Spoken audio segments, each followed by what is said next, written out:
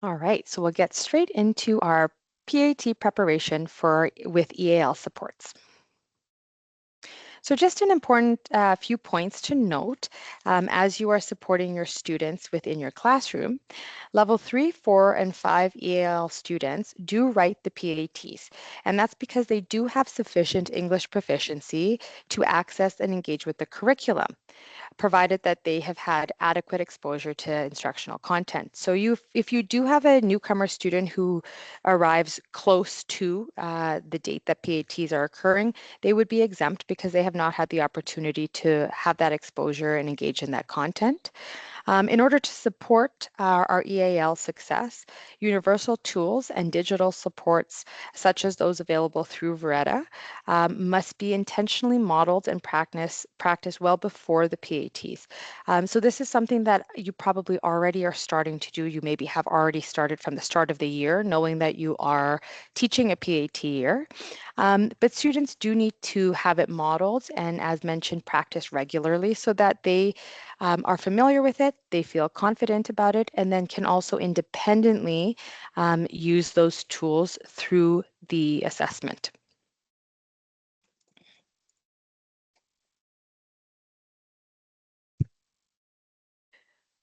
Today's focus is, as we mentioned, the EAL support to preparing students with the PATs.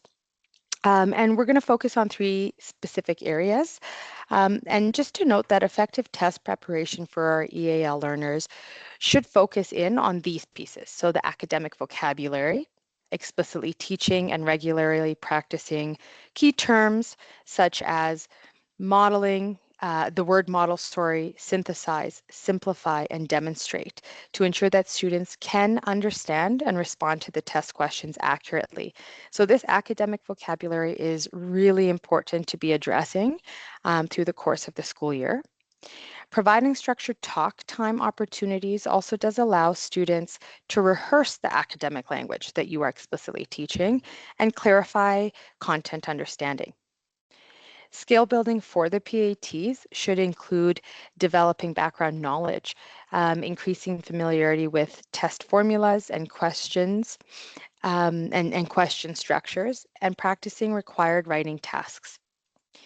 In addition, embedding learning strategies such as targeted scaffolds, identifying linguistic and procedural barriers, and supporting students in using tools like graphic organizers, visual supports, and word banks independently does help learners access content and demonstrate their knowledge more confidently and effectively. So what we did here is we actually asked AI to help us. We took the grade 6 social studies PAT and the grade 9 social studies PAT, and we asked Copilot to be able to generate a list of the most frequently occurring academic words throughout the test on previous tests, of course. And this is what it generated. So you can see here the number of times a word was used within each of this tests, starting with that word identify, which occurs 16 times on both tests. And then the next highest words there would be recall, determine, issue, synthesize. These words, though they may not always be words that we are explicitly teaching, often as teachers we will focus in on maybe some of the foundational language for our English language learners, that tier 1 vocabulary. And then we also go straight to some of the subject specific, which would really just be occurring within that unit of study for that specific area or that lesson that we might be doing. And not always do we explicitly teach these academic words, but these are the words that oftentimes create barriers for our students. So the academic vocabulary here, I just a little bit of background information, is that it refers to high utility academic words that appear across many subject areas and not specific to any one discipline. So they may here identify, recall, determine, decision, demonstrate in phys ed, but also in social, as well as in science and religion. They may have slightly different ways of engaging in that process, but these are the pieces that they do need to work within and unpack. These words are more precise and abstract than everyday language, which would be your tier one vocabulary. And again, not as technical as the subject specific vocabulary that we would be teaching from one unit to the next. As I mentioned, a few examples early on, you can see examples here, but a few others might be explain, compare, analyze, infer, describe, evaluate. And these are words that very much show up on test-related activities, assessments. Some of the verbs that might be show up as well as justify, illustrate, and as you see here, as the maybe second highest occurring is determine. These words are really essential for understanding instructions, the questions themselves, and the task that needs to be completed in order to understand the answer or provide the answer to show knowledge of the content.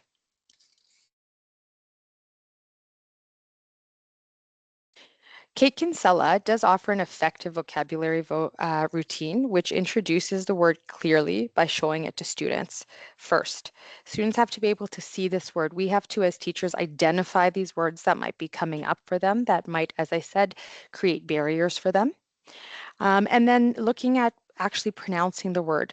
As native English speakers, we sometimes take for granted that certain words, when you see them physically written, because we've always worked within this language, it is second nature for us to know how to pronounce it. But as we also know that there's exceptions to all the rules of pronunciation and spelling and writing in English. And so for our EAL students, they do also need to hear how it's pronounced in order to make that connection to what it physically looks like, and having it repeated. So asking students to also practice saying it so they understand how it might feel when they're saying it compared to what it looks like. The next part of the step is that the teacher would clarify the parts of the speech, maybe offering synonyms, antonyms, and simple explanations in order to really connect to meaning and comprehension. It's important to offer those synonyms because more often than not, students have a maybe contextual understanding of that word, but they use a very simplified version of that word. Leveraging home language in this case is also really important. If students have literacy in their home language, if they have engaged in academic ways in home country with the language, they may already have an understanding of a specific vocabulary word. And now what we would do is just bridge it to English so that now they can build upon that to enhance the complexity of English that they are able to access. Another component of this instruction sequence for teaching academic vocabulary is to provide visual representation to support the meaning. Finally, the teacher would check students' understanding to ensure the word is accurately learned and ready for use in speaking and or writing. So any one of those productive opportunities. And this again wouldn't be sort of a one-off. We introduce it and then we're done. This would be repetition, giving students opportunities to target within class several times so that they become more confident and competent as well in using this word and what it means and how to engage in. The significant amount of energy and water that it has. Our team has developed for you a vocabulary toolkit as well. This is links to the full document. There's an elementary version and a secondary version, and this toolkit is designed to make it easier for you as teachers to support students by providing these ready-to-use pages that really help to explicitly teach vocabulary. This is just a quick snapshot of what is provided in the toolkit. We have FRAIR models that are broken down. They are chunked, so students kind of go through a sequence to be able to develop understanding. There's many oral presentations that they would do. So again, this toolkit targets all of the strands of the benchmarks, reading, writing, speaking, and listening. And then also sort of a definitions and applications page as well. And so you can see we have it ready for elementary and secondary, and it's something that we're slowly introducing out to the district. But please, if you do get a chance to use it, please do. And please provide us with any feedback to let us know if there are any areas that you'd like us to tweak slightly or enhance in a way that it might work better within the classroom for your students.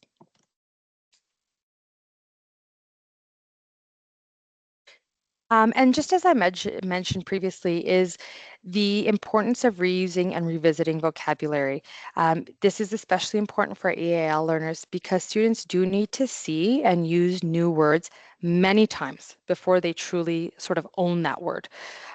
Each repetition helps the word become more familiar and easier to use in speaking, reading, and writing. So again, really targeting those benchmark strands. Graphic organizers like this one up to the left here, the FRAIR model, makes this process even stronger by giving students a sort of simple visual way to explore a word's meaning with examples and non-examples. And that's another piece to really keep in mind, the importance of what it is and what it isn't to help students be able to really distinguish between um, this word and its true meaning. And this kind of structured practice really does help our EAL learners build deeper understanding of key academic terms and gives them the confidence to use this vocabulary independently during class time, whether it's academic discussions you may be having, turn and talk opportunities, um, within their writing production as well to answer questions or engage or provide, written output. But also, especially in our case here, is preparing for the PATs and how they're going to show their knowledge there. I have also included here to the right example of our alpha boxes, and something that also is an important piece as part of sort of that learning strategies students might be developing in upper, well, across the board actually, but especially in upper elementary and then, Div 3 and onwards, is being able to identify in their own reading, in their own work, where areas that might be barriers or words that come up that they're not quite sure of. And this could be an opportunity. These alpha boxes are available in large poster sizes through printing services. And it could be posted up on your wall when students are working through different assignments. Maybe on a post-it note, they come up and put up a word that maybe then becomes part of some words to explore and unpack as a group. Because likely if one or two students are finding that they're not sure what this word means, they haven't had opportunity to engage in it, there may be others. Another really important sort of challenge that you might be providing with your students as they are preparing for the PATs coming up is providing ways for them to define the words in their own language, in home language, but also in simpler ways, ways that maybe they would be using more often. We don't want to always remove the rigor or the high complexity word. We want to be able to provide that to them and support them in learning that component of language. But we do want to make it something that they can access and they have sort of a foundation in. So providing these sentence frames may help with that in how you're developing an understanding of these new words. And also challenges like the one we set below. It's something very simple. There's not a lot of preparation for it, but it would be to use the word that you have decided, maybe a couple of words here we selected analyze and summarize as the academic words to be able to learn the understanding of and what the task would require you to do. Use it once in your writing in the next week or two. Then use it once in an oral statement that you are making in class or to a peer. And then also use it once in our oral response. So engaging in academic dialogue and how it may be used there.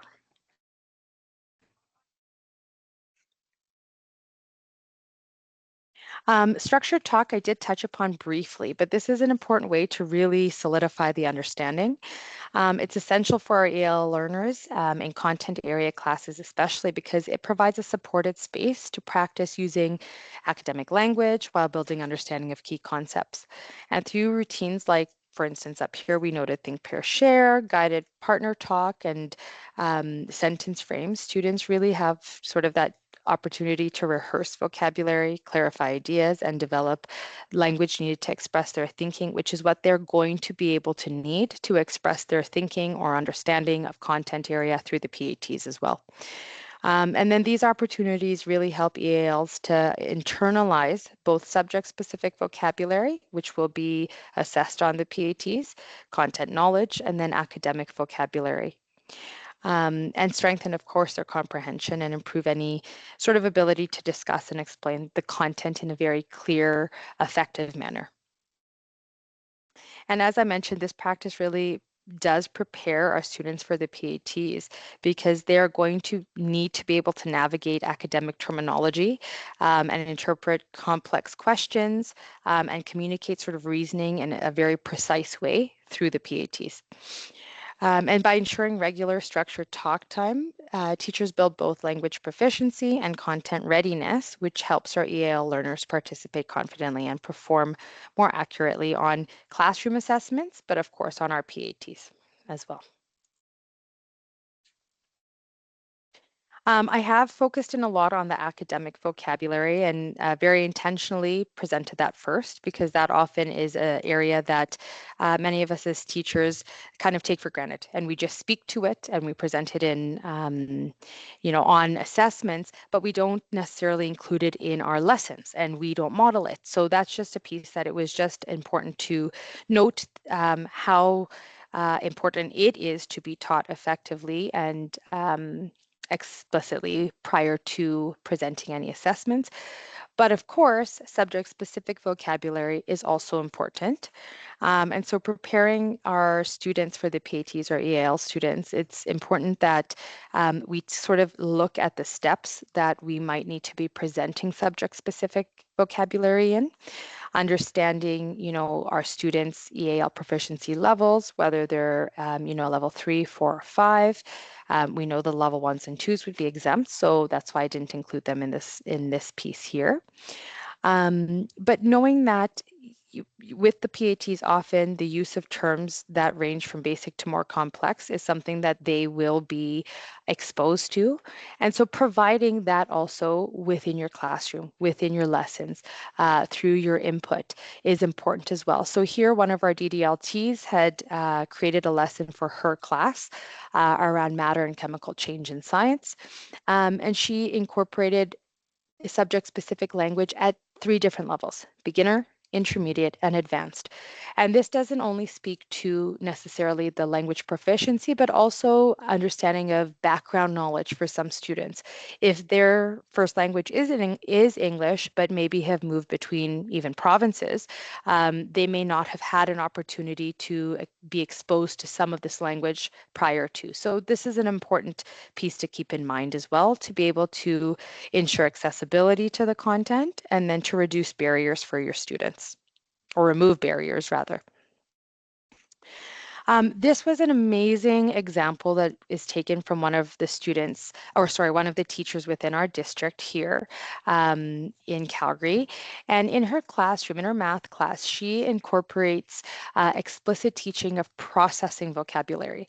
And here you can see she has anchor charts as up on the board, but also a digital version within their Google Classroom to be able to ensure that students are not presented with barriers within math that are presented in word problems. Oftentimes teachers feel, or people generally feel, that math can be universal, but the computation may be, and even that is not always the case. But here this teacher removed that barrier completely. She engages with students with these anchor charts showing the operation that might need to occur based on the language that they would likely see within the word problem.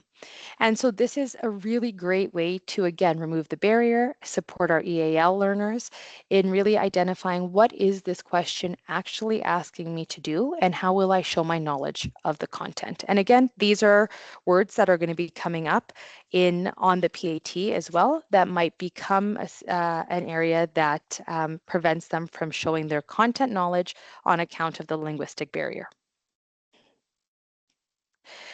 Another piece that we really wanted to touch upon here is accessing prior knowledge and how essential it is for EAL learners, because it really helps teachers determine what students already understand and where critical gaps may prevent them from, making sense of the test question.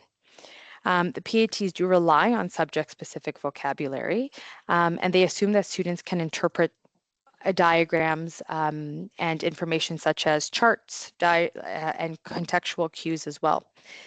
However, some of our students who are EAL learners have also had may have had gaps in formal schooling due to what their journey may have looked like coming to Calgary.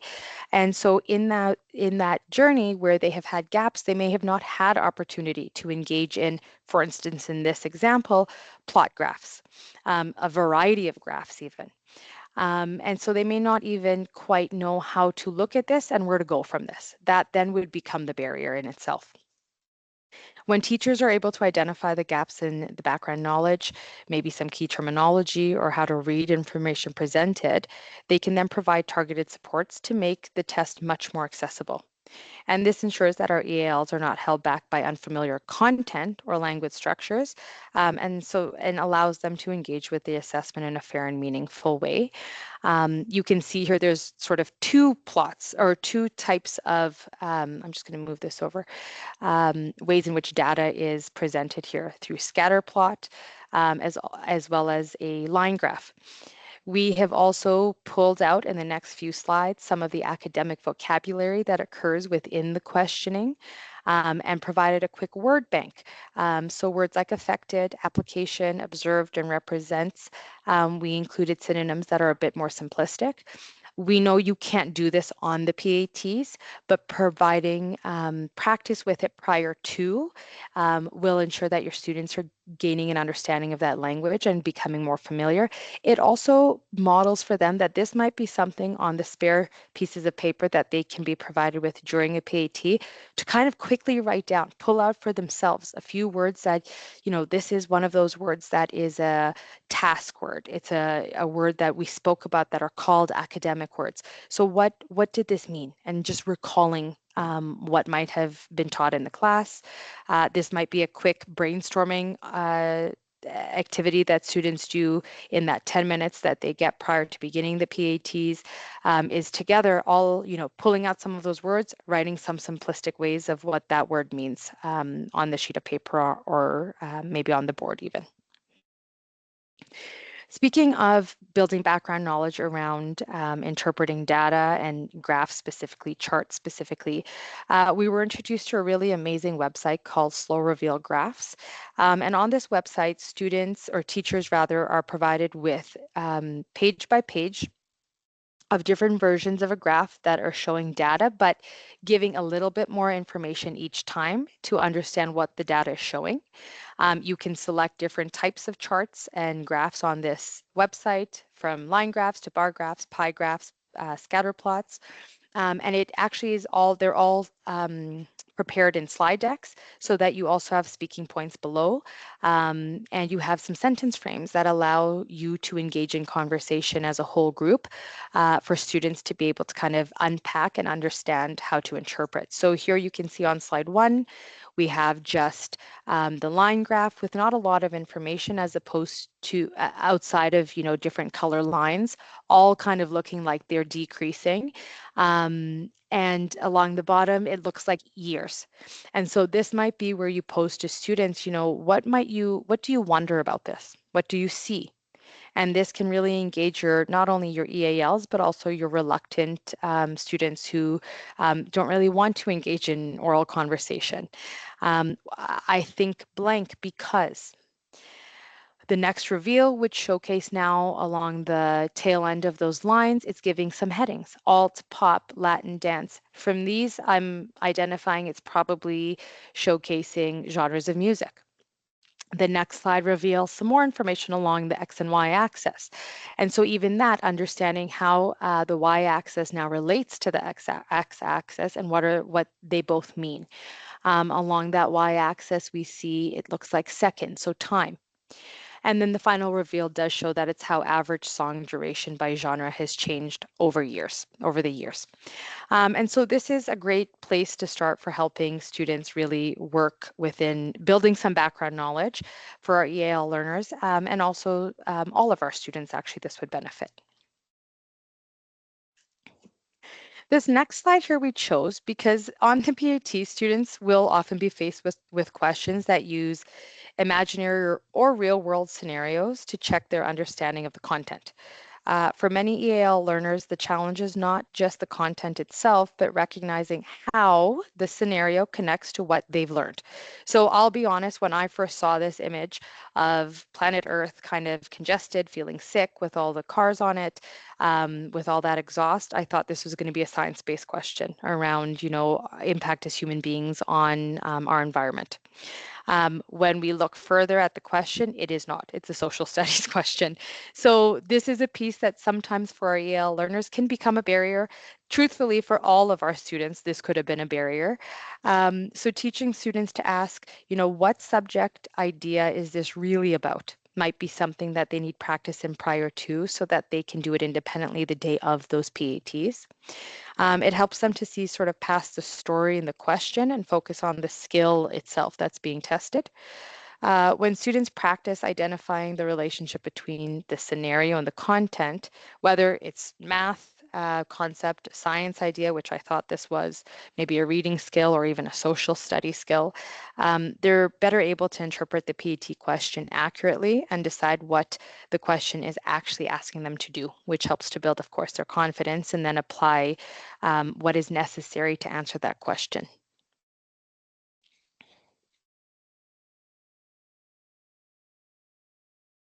Another piece that's important is understanding the format. So becoming familiar with the format of a PAT.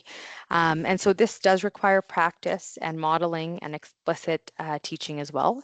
So unpacking the instruction sheet, for instance, of a PAT, you can look at past PATs that are available online, is essential for our EAL learners because sort of the directives often contain really dense academic language, which can offer unfamiliar vocabulary and specific expectations that are not immediately obvious to our EAL learners.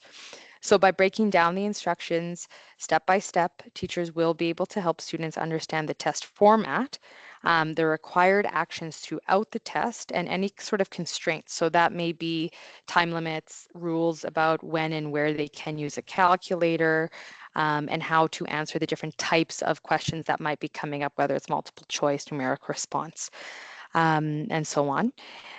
This also reduces confusion. It lowers that cognitive load for our EAL students, so they're not so bogged down by the language of, what they have to access from here, but rather they have the opportunity to flow straight into content. And it ensures that students don't lose marks simply because they misunderstood the directions. And so that is a huge piece of even within our own classrooms prior to the PATs, really being able to ensure that students understand the instructions, our EAL students especially, that information is made comprehensible to them so that, again, that does not become the barrier for them losing grades and scores. For our EL learners who may still be developing academic English, so maybe those level threes, explicit unpacking really does support the clarity and the confidence, and it makes it much more equitable for them to access. And here again, even from this instruction sheet, we created a little word box, word bank with the academic vocabulary that may be presented as barriers for them.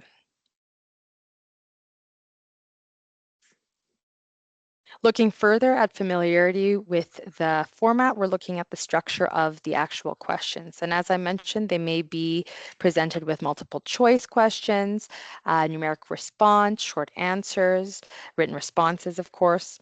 And so prepping our EL students to recognize and navigate the different PAT formats is so essential for ensuring that they can truly show what they understand and what they know.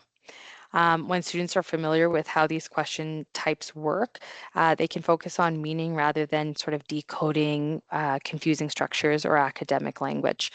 Our EAL students must always be navigating between sort of the academic language and the assessment expectations. So looking at this question, certainly we have academic vocabulary included, select, label, satisfy, but even the way in which it's presented. There's a equation along the top. It gives us some subject-specific words like inequality, which may show up in math in this instance, but also shows up in social studies in a different way.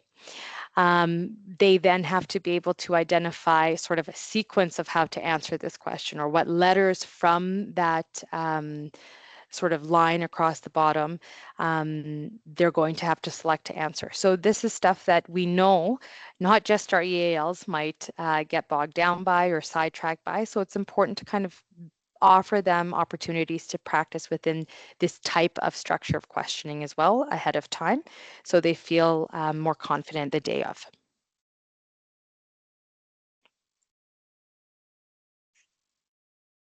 I will mention too, giving them the opportunity to work through examples of the types of format and structured questions is important, because students then need to focus in on how we're going to strategically problem solve what we need to get to, how I'm going to eliminate some of the distracting language or the distracting information that I actually don't need in order to answer this question accurately. It gives them the opportunity also to sort of sequence the steps that they may need to do, and that kind of flows into this question here. So there's a few different components of a question like this one, again, taken from a previous PAT. The students are presented with two different types of degrees, altitude and azimuth, and a question or a suggestion of what the individual in the question needs to do. Peggy wants to find this star in the night sky. So looking at the sentence that's presented right after, to physically locate the star, Peggy must face north, turn blank, and look above the horizon at an angle of blank. So even practicing with students how to break down the questions section by section, chunking what the steps are. So looking at that sentence sequencing is very important for them to be able to, again, identify what it is I need to do. What are some of the things that might be distractor information for me? And again, this is another example of a format that could really sidetrack, especially our EAL students, but all of our students, truthfully, because they are presented with um, numerals, which they may not be familiar with. They're going to then have to select A, B, C, or D. So it's certainly a multiple choice question, but within A, B, C, or D, it's different sequence of the information that's presented. Within that information, there's subject-specific language, clockwise versus counterclockwise. And so these are all important pieces that really they need exposure to prior to, so that the day of the PAT, they're not overwhelmed by this type of information.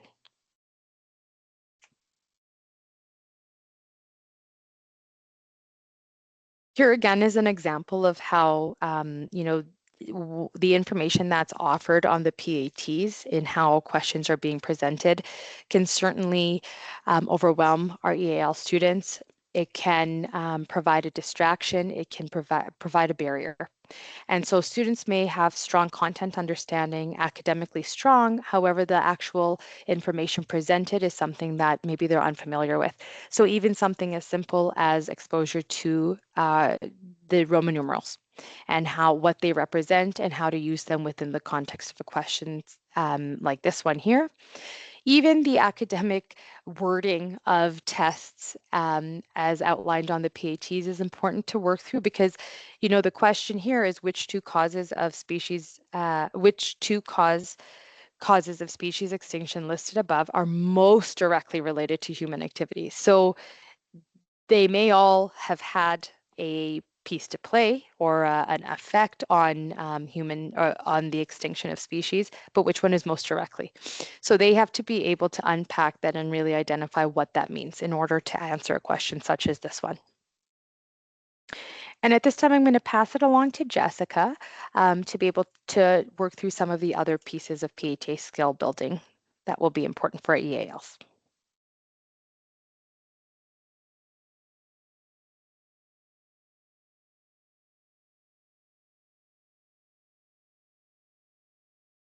Oh, okay, so for this particular slide here, what is being highlighted is familiarity with the expectations of a written response.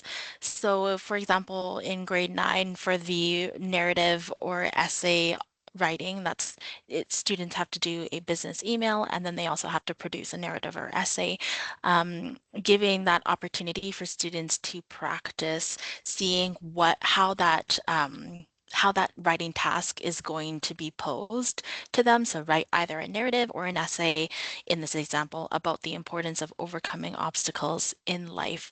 Usually they are also, this type of assignment is supported with a variety of quotes that have been selected or and visuals as well that students may choose to use or not choose not to use. But even just throughout the year, peppering that in for timed writing responses or as they are practicing producing narratives or essays, that teachers, we can sort of use this as a blueprint for the way that we pose our own assignments to students. The other thing that this slide is highlighting here is not just a familiarity with how that question might be posed, but also with looking at the standards and the success criteria. So looking at the rubric that's provided by Alberta Ed for those written responses and working with that rubric all year long with the students so that the students can become familiar with the categories that they're going to be assessed on: content, organization, vocabulary, sentence structure, and conventions. And one of the targeted scaffolds that's, if we look at our continuum of supports for our level 3, a targeted support is to provide or offer sentence stems or sentence starters.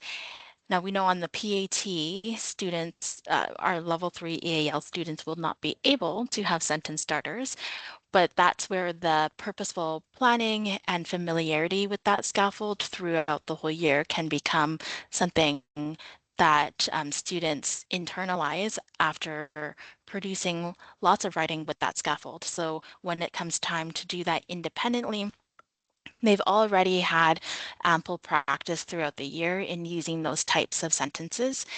And so this is an activity I actually like to do with my students. I take a snippet of one of the student exemplars from previous PATs, and I present that to the students, and then I write a version B, and I put them side by side and get students to look at the sentence starters. Like I have a page of sentence starters that are organized by function that we work with all year long. And I get them to work together to identify what's the difference between A and B. And pretty quickly, they're able to identify some of these sentence starters. For example, many people believe blank.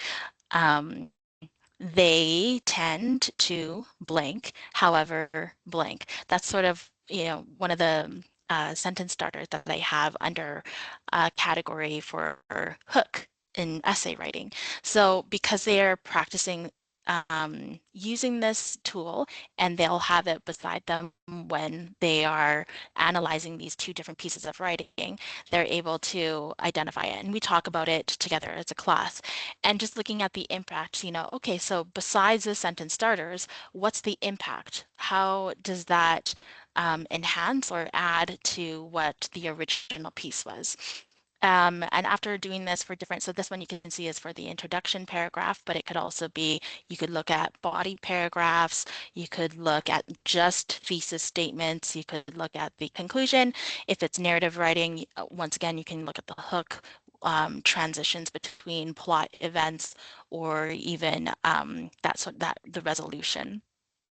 From there, then, we look at this as a sort of mentor text, and when students then go to, their drafting, or if they're currently drafting something, then that's the opportunity to stop and say, okay, let's take a look then at your own work and where you notice that the flow stops, or where you notice that all your sentences are kind of the same length or the same type. That's where you could use a sentence starter. And also importantly, getting them to identify, always thinking about what's the purpose of this sentence starter. So is it helping to show contrast, cause, effect? Is it shifting ideas? All of these things, because we don't want to be in the situation where we provide a list of sentence starters for students and then they just sort of haphazardly put it into their work. We want it to be a very intentional use to enhance their communication. And then the last piece that I do with this before turning it over to their own drafting is, okay, let's look at the rubric. And now let's score version A. What score do you think this would get based on the standards, right? And that's kind of fun for students because they like to pretend to be the teachers and they're like, oh, it's horrible. But they they can look and you kind of like the slow reveal graph can reveal what the score was. And this is actually, I think, really eye-opening for a lot of students. And some of them kind of gasped because they're like, oh my gosh, like it was on task, on topic, but it only scored a 6 out of 10. And then that's motivating for them to use the supports that we are providing, right? So you see the version B is not very, very different, um, but it's using some common sentence starters to just add better flow, to ease the reader into the reading experience. And just that alone is going to bump it up onto the next level of writing.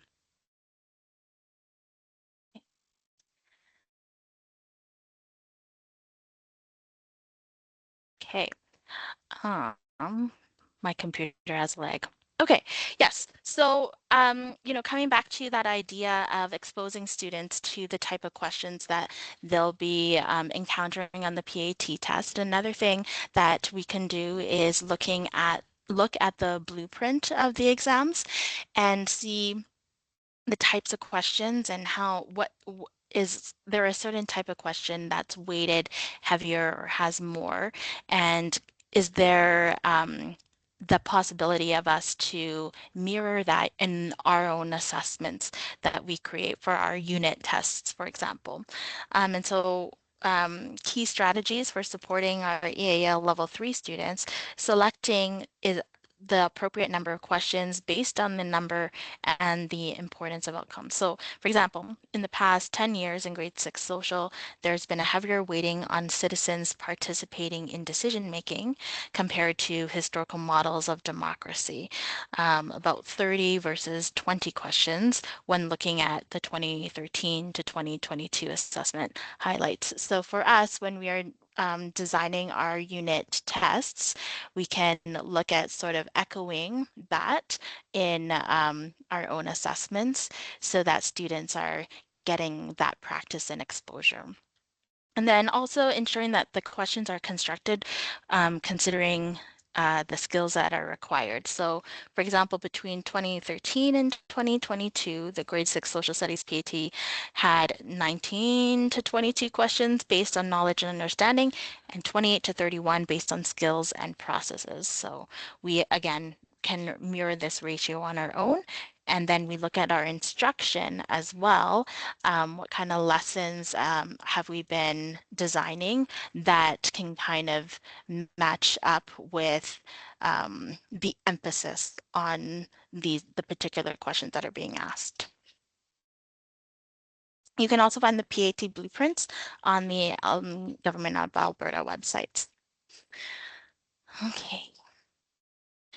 Another strategy that we can use or area that we can familiarize our students with throughout the year is using graphic organizers, right? So when they are analyzing, for example, visuals and thinking in social studies, when we give them a protocol or an expected sequence that becomes routine, then it gives students that ability to practice and have that as a learning strategy on the day of.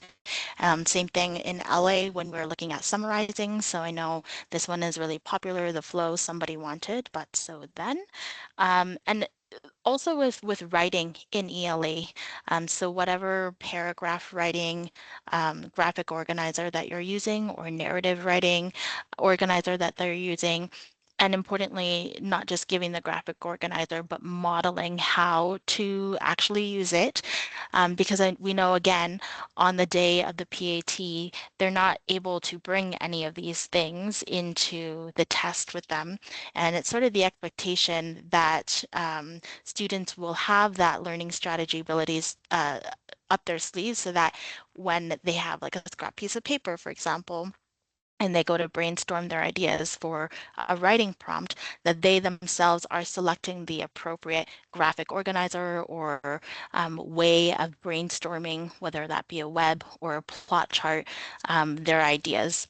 And like on Veretta, they don't have the option to draw these things, but that could also be something to practice. It's just, okay, you're going to do some brainstorming.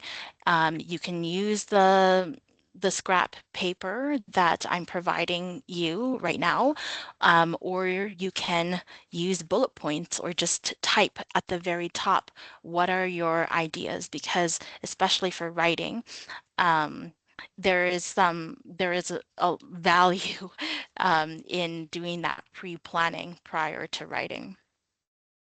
Graphic organizers also visually connect keywords, definitions, examples, and images, and they can help us reinforce academic vocabulary through repeated visual exposure.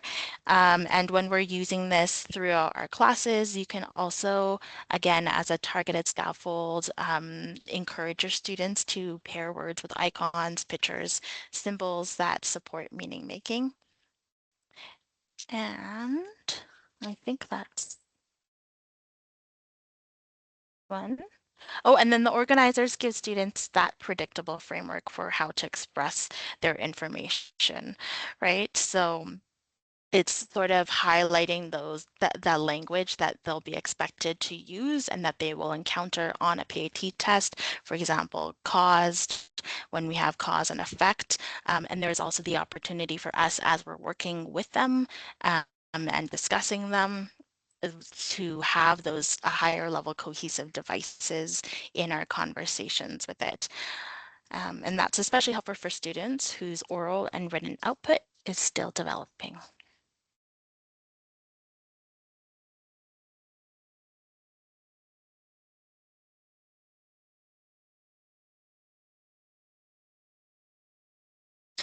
Okay. The other strategy that you can work on throughout the year is word analysis. So looking at the parts of the words, prefixes, the roots of words, as well as the suffixes. You could consider using sort of like a anchor chart in your room. And as you are explicitly teaching prefixes, for example, that can become sort of like a collection of words that your students are encountering throughout the year. And that way, when they have a root word that might be unfamiliar to them, but they at least know what the prefix is, that can help them unpack the meaning of that word and also can help them in their writing as well. So thinking about the different forms of the words, I'm thinking of, for example, the prefix ion, which turns something into a process or a noun, compared to just it being um, like oh my gosh, offhand, like evaporate, for example, which is a verb. But then once we put ion, evaporation, now we're talking about a process, right? So when we break our words down into meaningful parts, it helps readers understand how that word is built and what it means. And then we're also helping them gain that awareness of the structural clues that they can use to decode unfamiliar words and make sense of vocabulary.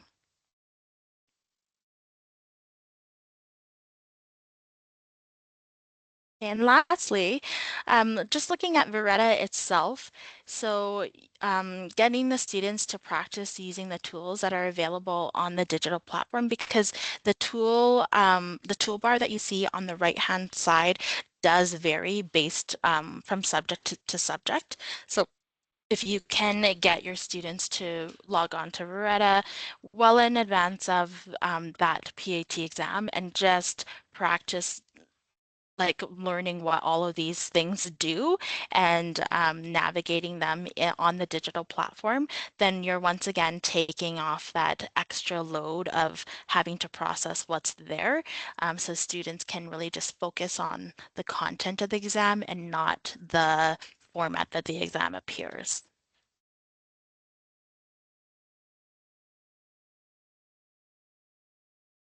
Awesome. Thanks so much, Jess.